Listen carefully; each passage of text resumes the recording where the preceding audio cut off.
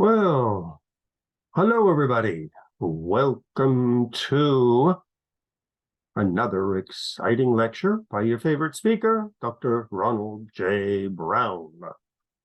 Our topic for today is Pennsylvania Avenue.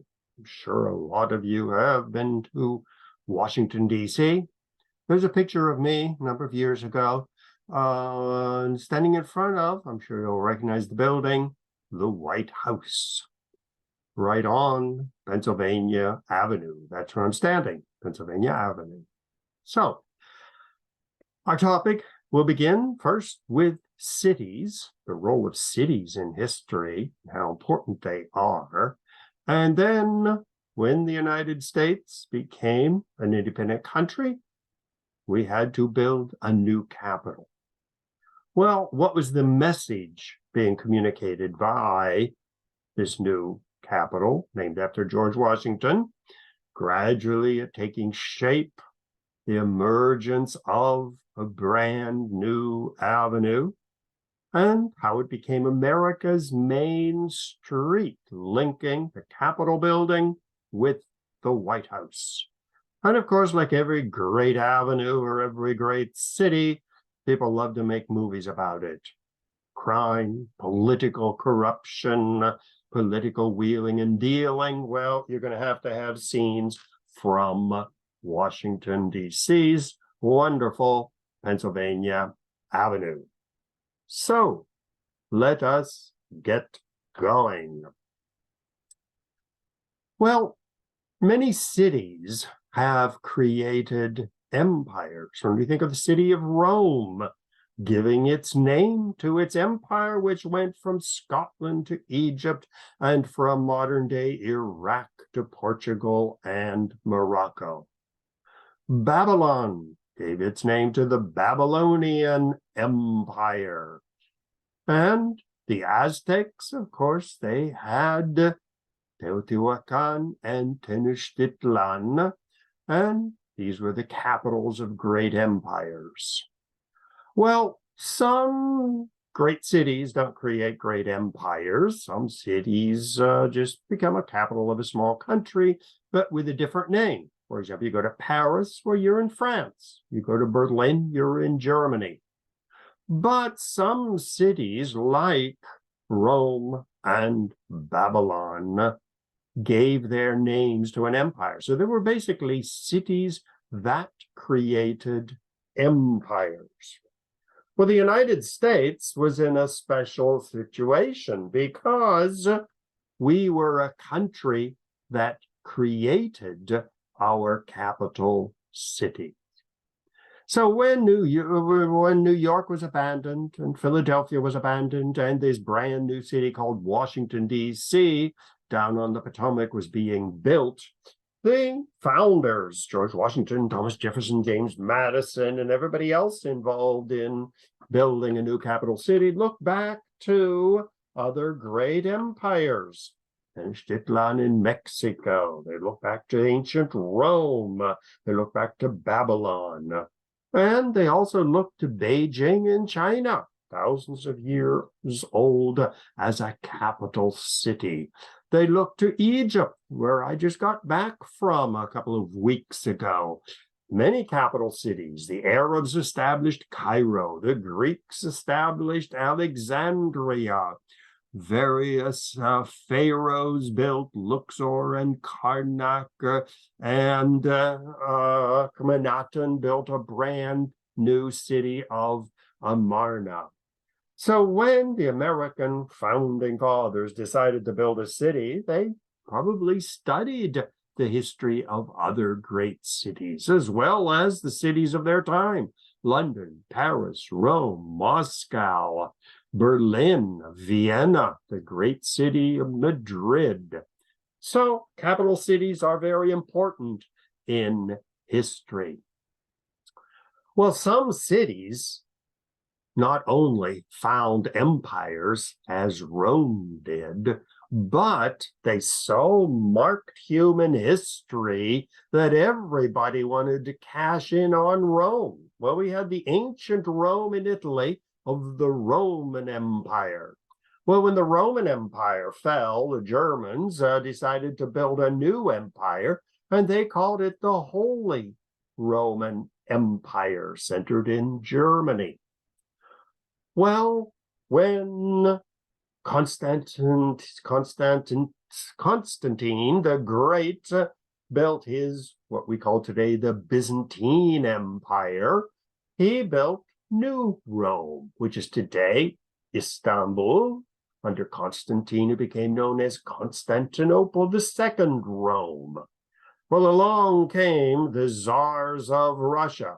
And what's the name czar mean? It comes from Caesar of Rome. So he built his new capital city, St. Petersburg, and Russia believed that it was the Third Roman Empire. Well, when Kaiser Wilhelm II united Germany, he gave himself the name Kaiser, which is another form of Caesar. So capital cities are very important in history, and Rome being probably the queen of all capital cities.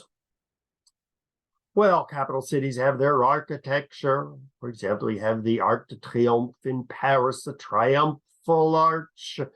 Donald Trump views himself as a Roman emperor with his toga. Even George Washington's statue has him wearing a Roman toga. Below that, we see one of Saddam Hussein's triumphal arches, which he built to celebrate the greatness of his new Babylonian empire. Well, Washington, D.C. cashed in on the fame of Rome as well, and it built its Capitol building in Roman and Greek architecture. So the model of Rome as a capital of an empire was very important for the early Americans. So the 13 colonies got united from New Hampshire down to Georgia, and they waged their war against England, and they won. Well, the problem was that the colonies were very different. Some were slaves, such as the colonies from Maryland down to Georgia. Others were free. Some were even in the process of abolishing slavery in the northern colonies. Some colonies were large, such as New York, Pennsylvania, Virginia. Others were small, little tiny Delaware, even Maryland, Connecticut, and Rhode Island. Even New Hampshire, which looks pretty big on the map, had a tiny population.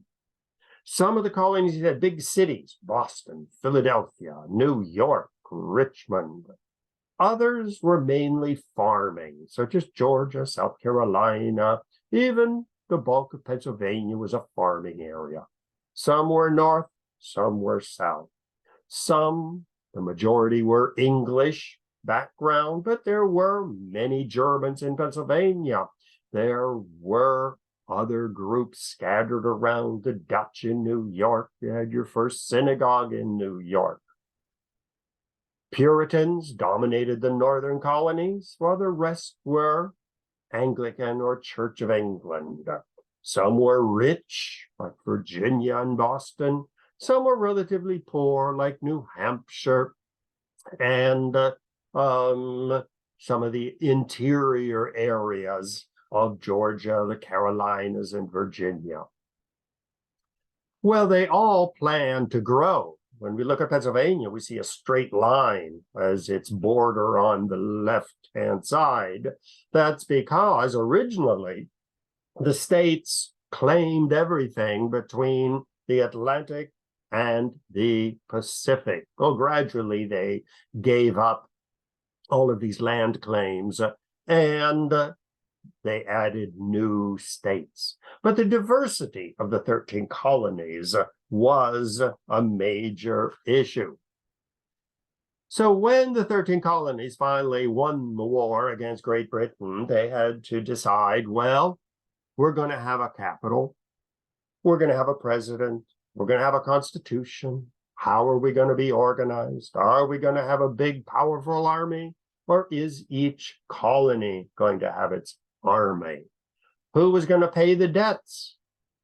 13 colonies went deeply into debt to pay for the soldiers and the armaments for the American Revolutionary War. Well, the question also came up, well, are we going to have a capital in New York, which was the first capital? That's where George Washington was. Well, the southern states said, no. We don't want a capital way up there in the north. We prefer to have it down here in the slave-holding South. After all, George Washington was from Virginia. He was a major slave owner. 300 slaves, I believe it was. And so they had to compromise. Where is going to be the new capital? How much power were the states going to have? How much power was the federal government going to have? These were all issues that the new country had to deal with. Well, actually, the first capital, even though it wasn't really a capital, moved around.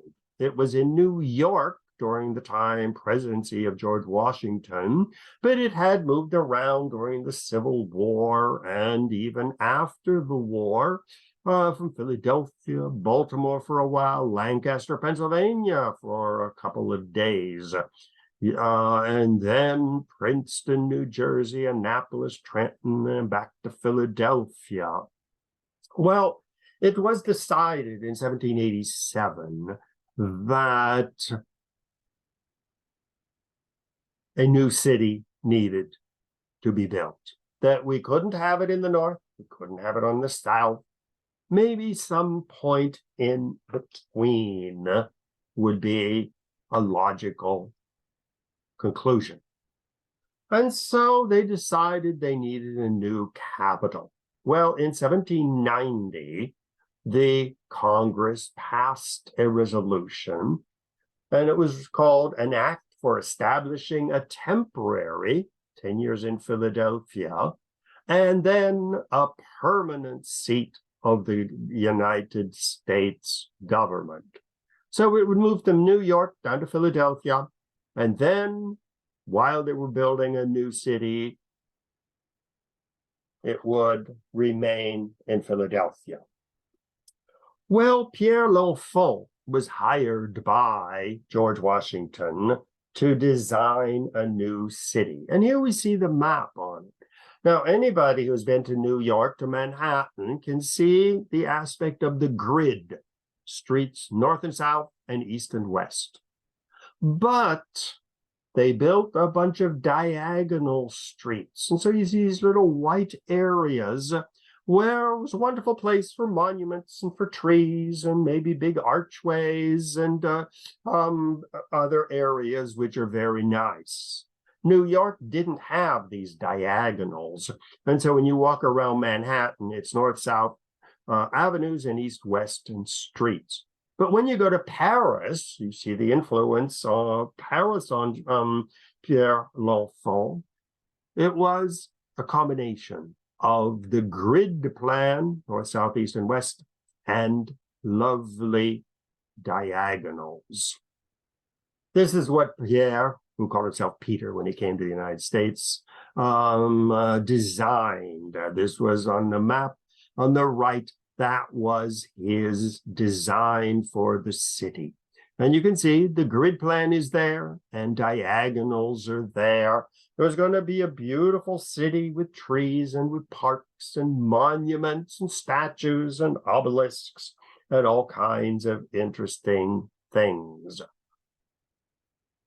Well, every city, every capital city has a message. It's more than just a bunch of buildings. New York, for example, with a grid plan. It's not beautiful, but it's efficient. You number the streets and the avenues, so you always know where you're at. You jump into a taxi and you yell 5th Avenue and 95th Street, and you are off.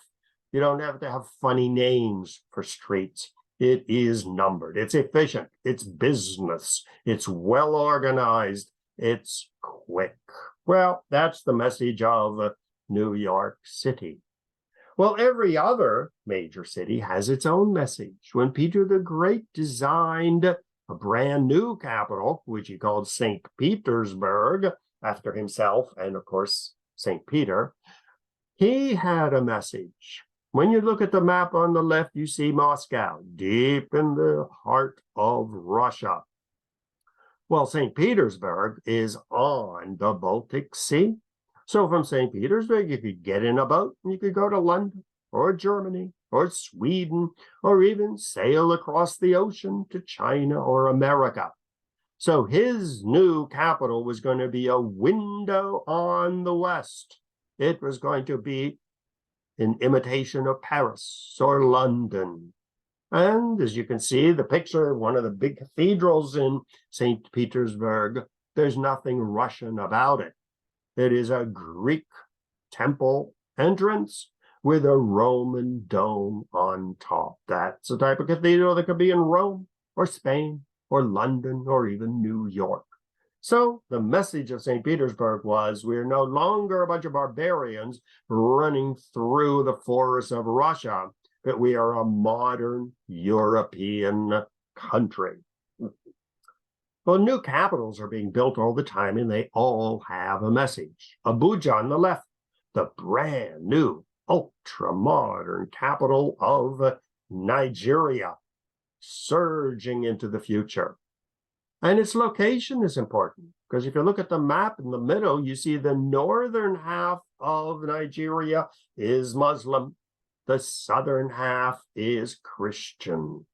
Well, right in the middle of the country, right on the border, is Abuja. So it's going to be future looking, not looking back to its past, not looking to religion, either Muslim or Christian, but a brand new city where everyone could be welcome. Brazil, on the right, you see the capital, Brasilia. Move away from Rio on the Atlantic Ocean and move into the interior. Brand new future.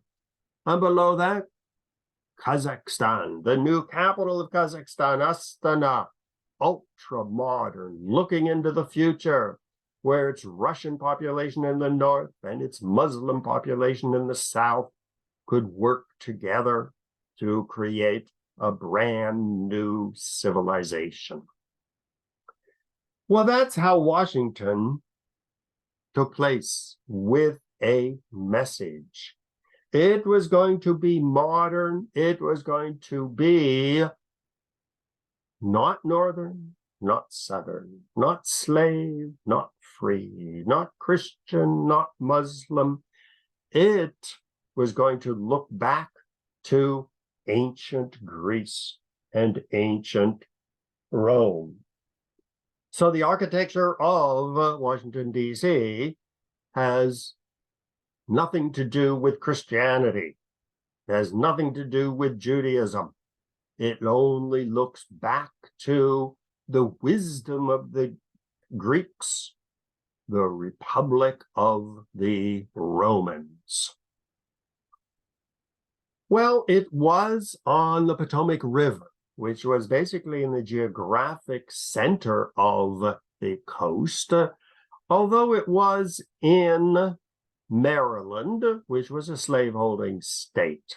Originally, across the river, there was another chunk in this square, and that was to be taken from Virginia. But Washington said, we don't need such a big space, and so they gave Arlington back to Virginia. Probably one of the most stupid real estate decisions in human history. So it was in the middle of the states. It looked back to Greek Republic of Plato, to the Roman Republic, to the Senate of Rome, the gathering of representatives in a Congress. So the message of Washington, D.C. was, we are a new country. We reject thousands of years of kings and monarchs and wars of religion. And we look back to the Republic of Greece, of Athens, and of ancient Rome. Well, Thomas Cole, who started painting his vision of the future of the United States, portrayed the new country being born as a new Garden of Eden. Well, the time when the United States became independent was rather a confusing time. Edward Gibbon had just published his volume, The History of the Decline and Fall of the Roman Empire. In fact, George Washington was reading that book at Valley Forge, the legend goes, but the first volume was published in 1776. Well, we're building a new country. We're building, as George Washington called it, a new empire. Well, Gibbon reminded people, well, you better do a good job of it because Rome declined and fell. Thomas Cole said, every empire rises, and we see the painting. He called it the ruins of the American Empire. Benjamin Franklin said, well, yes, we have a constitution, a republic, and a president and a Congress. We have a government, but can we keep it? Will the new American empire decline and fall like the Romans, like the Greeks, like every other ancient empire, or will it last forever? Well, Washington, D.C. looked back to ancient Rome, the Greek and Roman architecture of the Republic in Athens and the Roman Republic. And so they decided that the buildings of this new capital were going to be built in Greek and Roman style, to remind people of the greatness of Rome, and in a way to warn them, be wary, because if we mess things up, the American empire will fall, just like the Roman Empire. So the architecture, as we're going to see, of this new capital was Greek and Roman, both plugging into the ancient Greek and Roman empires, but at the same time warning that all the great empires of the past fell. Why did they fall? Not too long ago, we saw the Republicans storming the Capitol building, a monument of Greek and Roman architecture, to overthrow the elections and to have Donald Trump proclaimed as a president. How close we came to a revolution and the end of the Constitution. So, Washington City has a major message. Well, the main drag through Washington, D.C. is Pennsylvania Avenue. You can see it cutting diagonally across the map, going from the Capitol building up on the hill, down the street to the White House, and then continuing out towards Georgetown and into Maryland. So it was laid out to be the Grand Avenue of the new capital. This was not by accident. It was planned. Well, the two big important buildings were the White House and the Capitol. The Capitol was begun already in 1793.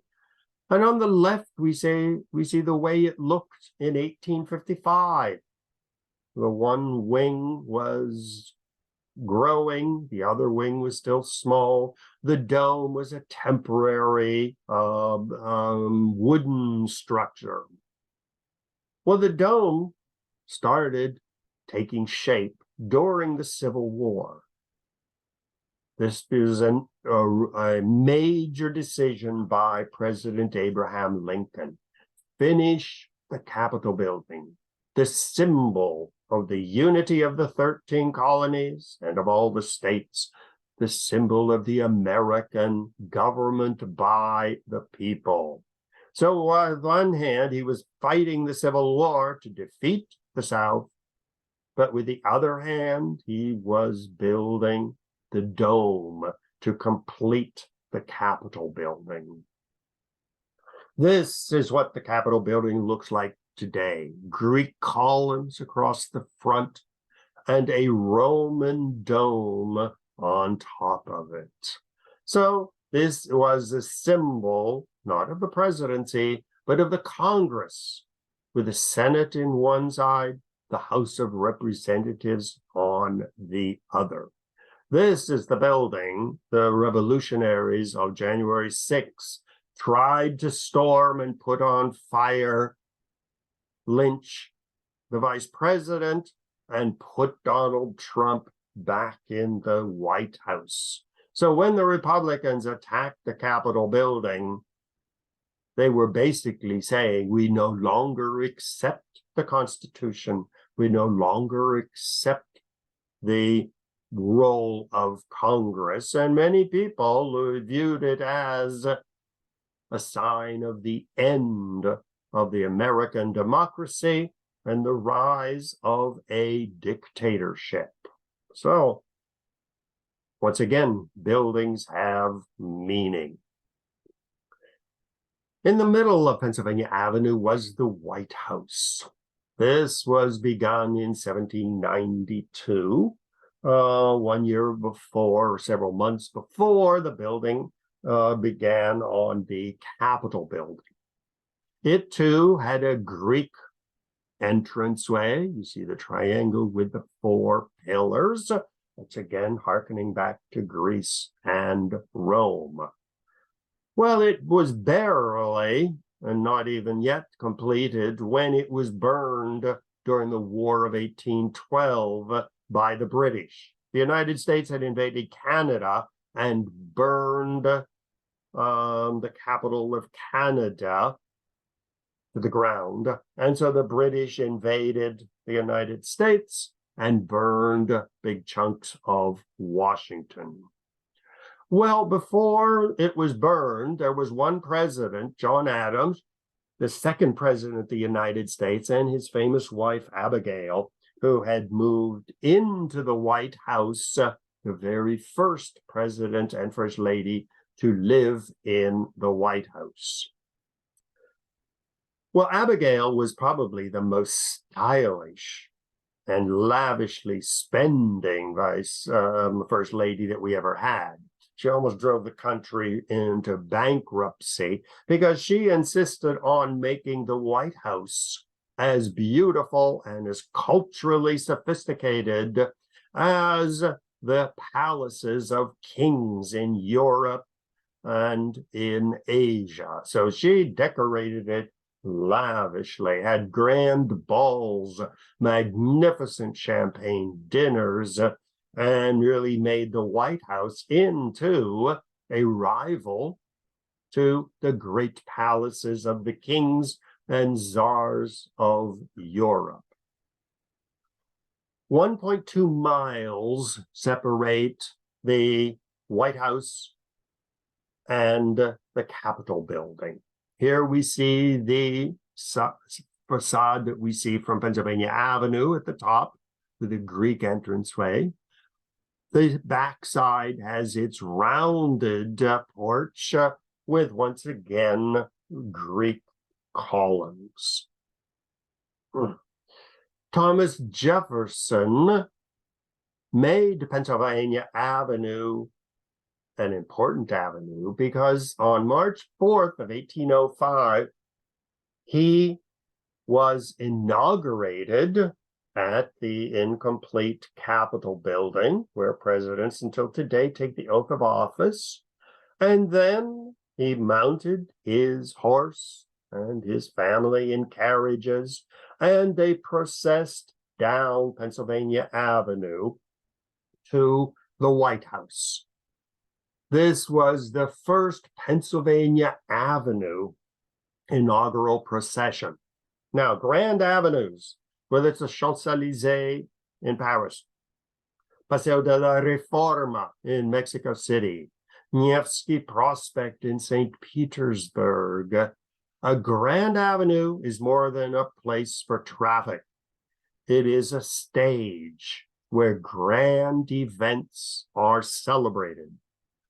Think of Fifth Avenue, St. Patrick's Day Parade, Gay Pride Parade, all of the different grand parades on Fifth Avenue, or on Broadway, Macy's Parade, the ticker tape parades on Broadway. So a Grand Avenue is more than a street. It is a stage. And Thomas Jefferson made it a stage, and it wasn't even paved yet. It was filled with mud and horse and dog poop all over the place. But yet he went along the road and had the first inaugural procession. The very first funeral was on April 4th, or shortly after that, 1841, when William Henry Harrison died.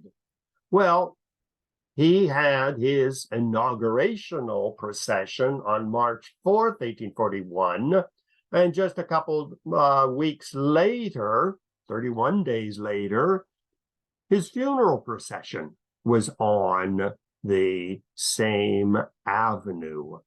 Well, major processions, such as the inaugural by 1841, were marked by the roar of cannons, church bells ringing, crepe decorations hung from windows, flags were all over the place, and the streets were filled with people. First time cheering as he went from the Capitol to the White House, and then his funeral going the other direction to the Capitol building, where he would lay in state. So funerals became a major feature of Pennsylvania Avenue. This is what Pennsylvania Avenue looked like in 1852, before the American Civil War. And you can see it's on a rise, a hill overlooking the city. The dome is still the temporary wooden dome. And this is the main entrance where people go in and out. The front is a monumental stairway, but when you visit it, you go in from the top of the hill. And you see, going down the Grand Avenue, very broad, and at the end you see faintly the White House. Now, in front of the Capitol building is what we call the Mall, M-A-L-L. And there you can see it still had its canal. And you see the Smithsonian Museum in the middle, the reddish building. And then in the distance, you see the Washington Monument, the obelisk. So the Pennsylvania Avenue was already a major institution during the Civil War. Well, it was a street. It wasn't just a stage, and there weren't funerals and inaugurations taking place every day. So people built houses along it. It was the main drag. Well, on either side, people bought lots, they built houses, and it was a real city. And the area along Pennsylvania Avenue became famous, not just for funerals and weddings and inaugurations, but it had 50 saloons where you could drink and dance and have food, 64 more drinking houses, which we call bars, and a whopping 108 houses of prostitution. Now, don't forget, Washington was a new city. Most wives of senators and congressmen didn't even want to live in this hot, humid, mosquito-infested, swampy area. So all of these congressmen and government employees would go to Washington. They would rent a small place, like many of them still do today. And the wife and kids would stay back in the state wherever they came from. So all these congressmen and senators and government employees had to have some fun. And since they were in a city of predominantly men, well, prostitution was a great way for people to enjoy themselves. In fact, during the Civil War, so many prostitutes were working in Washington, and very often the government even supported them. Because if you have a bunch of frustrated soldiers, they're going to get into fights and they're going to drink and get drunk and play cards. So they may as well go out and have a good time with a prostitute and then go home and fall asleep and be in good shape to march off to war the next day. Well, General Joseph Hooker, according to the story, hired prostitutes. He put them up in tents among his soldiers, and his soldiers could go over and have a little bit of fun. Well, it was General Hooker, which is where we get the word hooker today, named after wonderful Joseph Hooker of the Army of the Potomac. They often called these prostitutes Hooker's Brigade or General Hooker's Army, his other army. So Washington, during the time of the Civil War, was a rather wild place. Well, it was not just General Hooker who catered to the prostitutes, but here in New York, the soldiers from all over New England would come to New York. They would do their military training, get prepared to march off to war. And so there was wonderful Madame Restel, who provided prostitutes for all of these frustrated soldiers. In fact, she became one of the wealthiest women in New York, New York's first self-made millionaire, by providing thousands of prostitutes for the soldiers of Abraham Lincoln. I don't know if Abraham Lincoln ever wrote her a letter to thank her for supporting the war cause, but wouldn't surprise me if he didn't.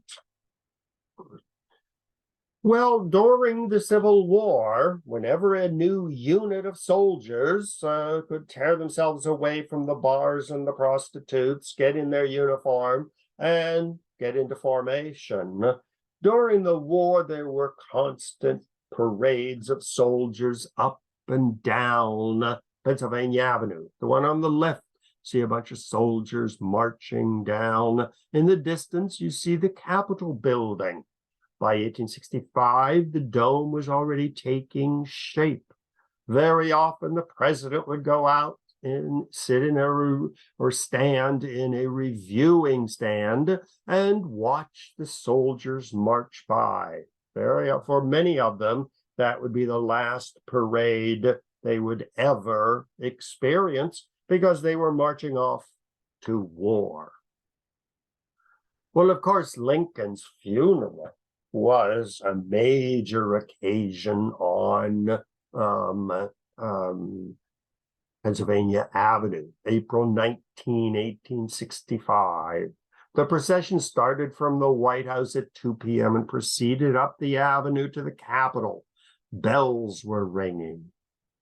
Soldiers were firing guns into the air. The funeral car was carried up the steps of the Capitol beneath the very spot where 6 weeks before the president had delivered his second inaugural, and into the rotunda, excuse my phone ringing, okay, and into the rotunda where the funeral service was read. Here again, this was widely reported in the press, and it was a major event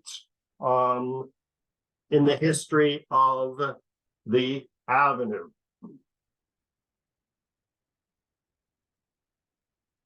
So Pennsylvania Avenue was living up to its reputation as not just a street, but an avenue, a grand stage for grand events.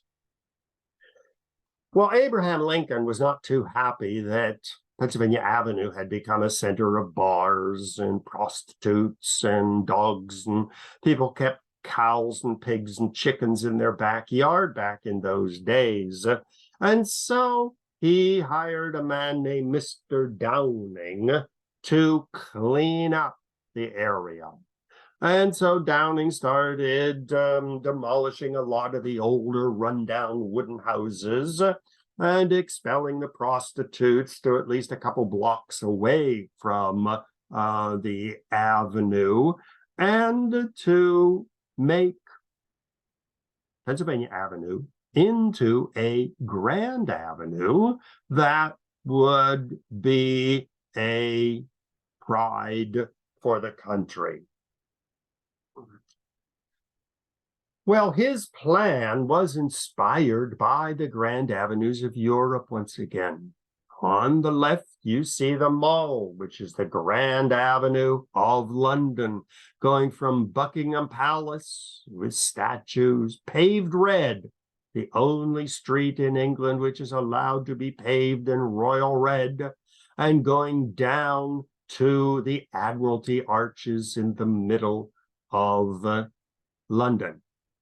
There's a picture of me standing in front of Buckingham Palace a while back when I was there. Well, actually, I was there, and then shortly when I came back to New York, Queen Elizabeth II died, and her funeral procession went down the Mall. We call it a mall in Britain, it's called a mall.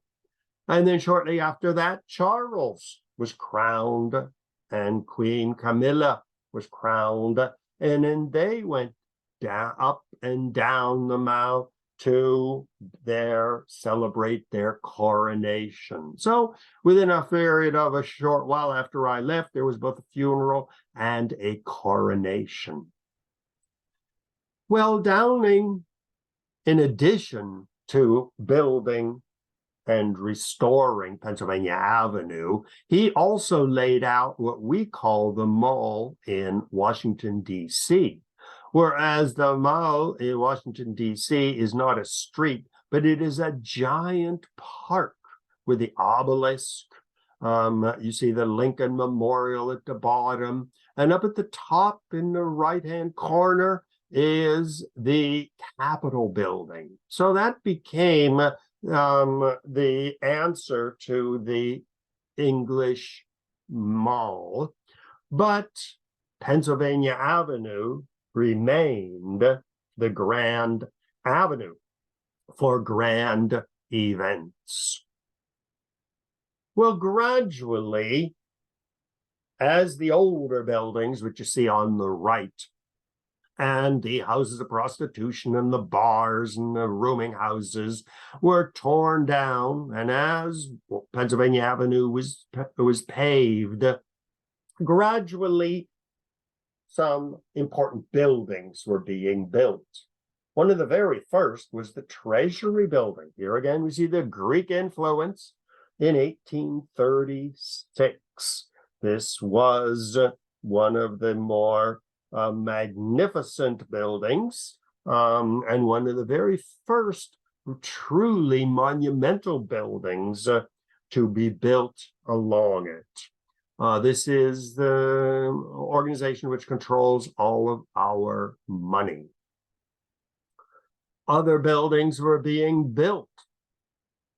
Well, of course, if you're going to have a main avenue, you're going to have beautiful buildings. Well, the Renwick Gallery of the Smithsonian Art Museum was built at 1661 Pennsylvania Avenue. That's the building on the left, in 1858.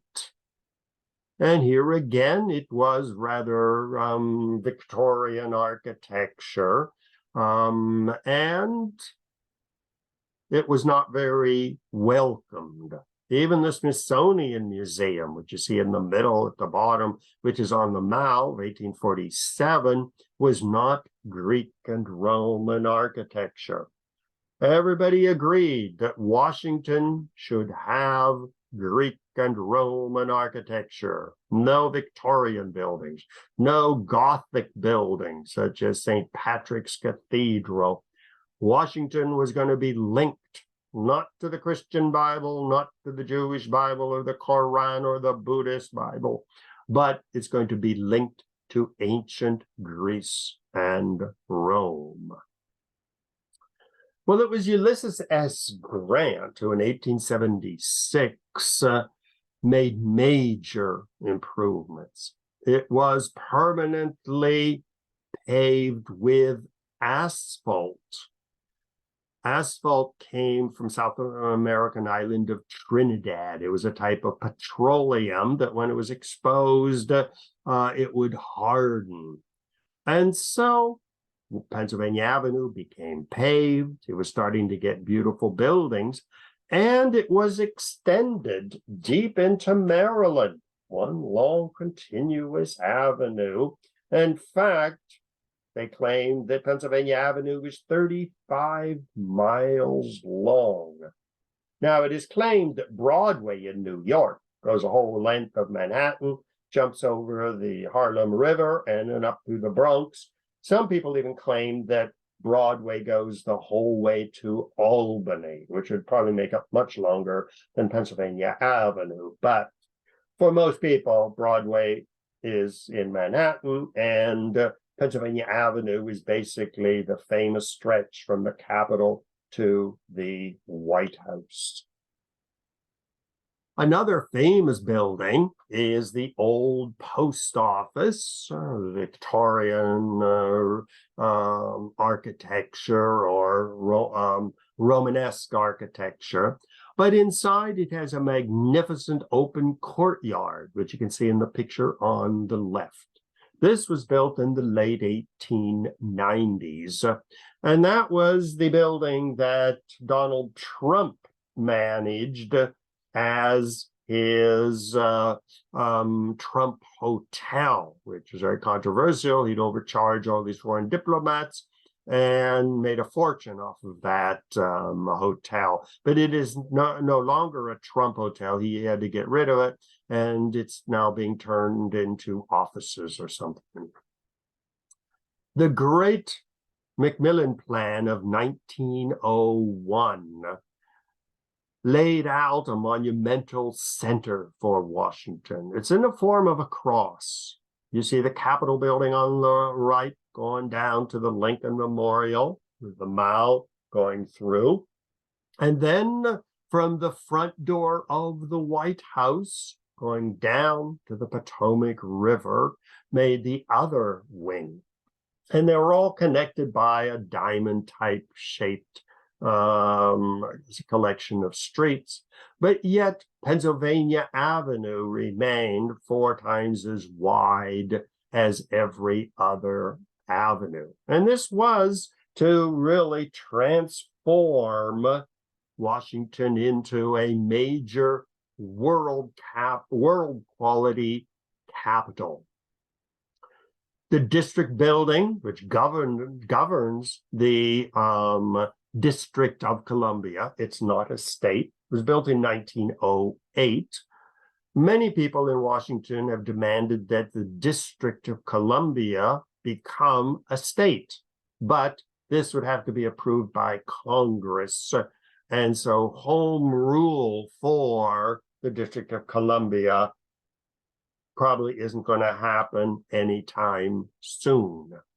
1924, the monumental Warner Theater, with its glorious interior, was opened, showed shows as well as movies, vaudeville.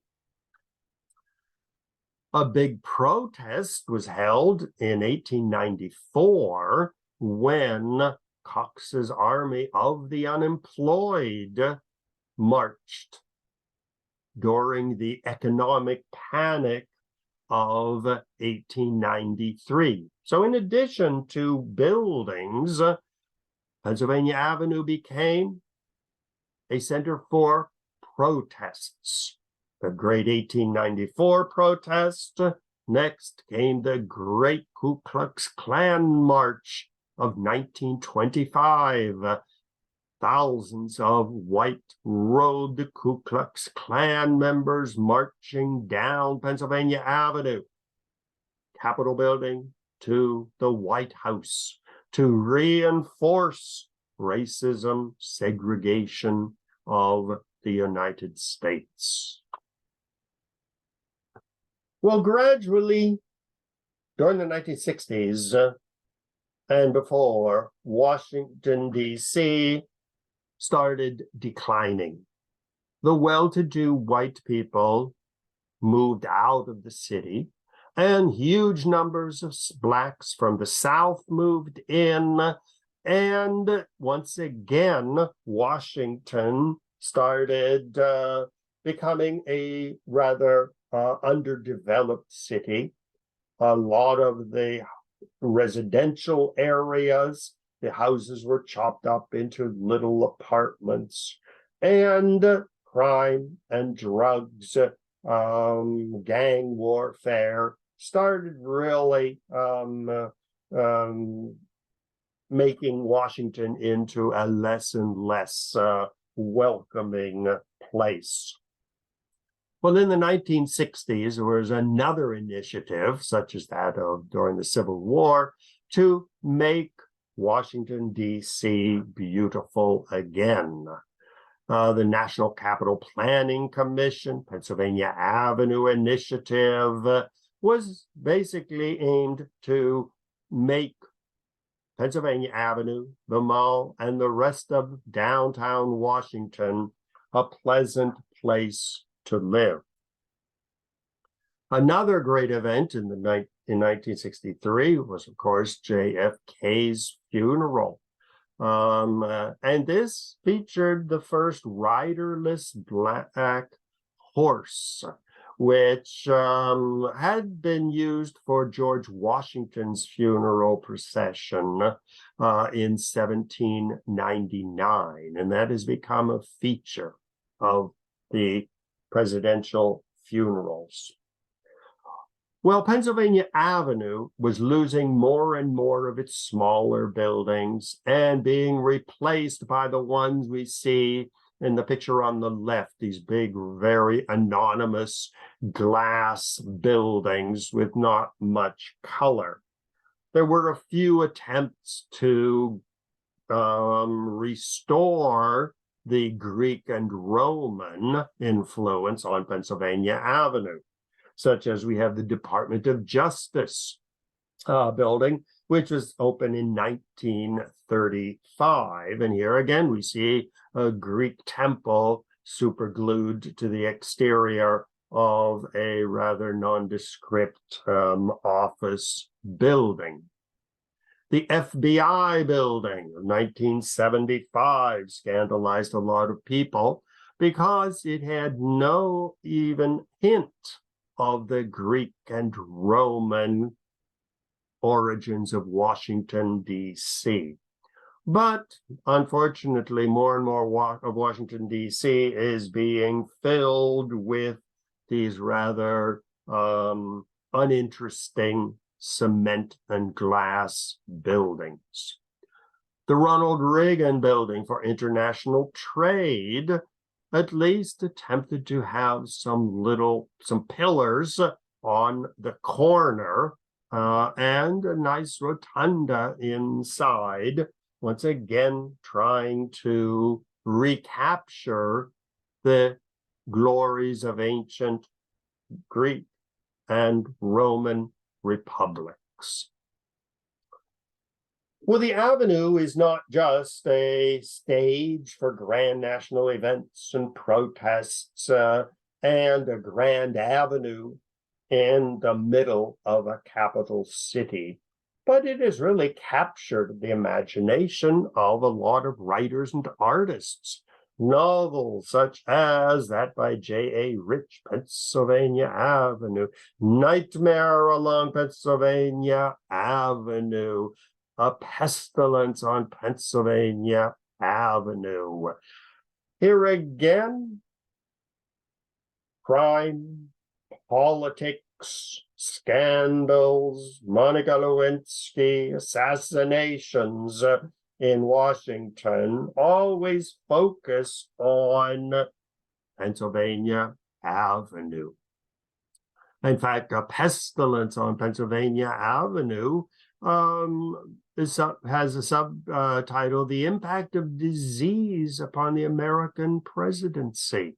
Presidents getting sick, presidents like Joseph Biden, almost falling down or tripping over somebody, where questions of health are very much in the news.